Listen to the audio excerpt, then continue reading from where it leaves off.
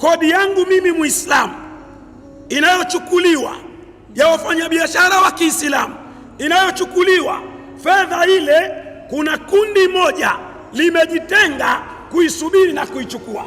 Na hoja inayotumika ni nini? Inatumika hoja kwamba kanisa Katoliki linatoa huduma ya afya, kanisa Katoliki linatoa huduma ya elimu, kwa sababu hiyo lina haki ya kupata fedha kutoka serikalini.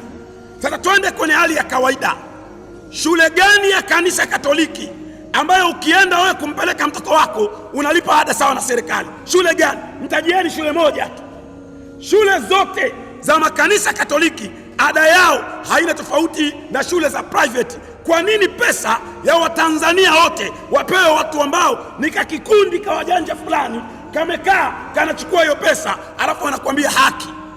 Kama ni haki inatakiwa izungumzwe kwa mapana.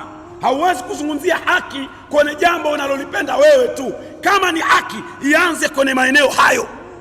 Haumwezi kuwa nyie ni kundi mnadhulumu wengine, mnajinufaisha nyie, alafu mnazungumzia haki. Haki ya namna gani? Hiyo ni haki imejengwa kwenye misingi ipi? Sio kwamba haya mambo tunayapenda. Niseme ukweli, yanatukwaza sisi Waislamu, tunaumia. Kama ni elimu, kwani Waislamu hawana shule? Wana shule ngapi wamejenga? Mbona hawapewi hela? Wanapewa Katoliki, kodi ya Watanzania wote. Alafu leo wanataka kujifanya eti wao ni watu wa haki. Wao ni wezi tu.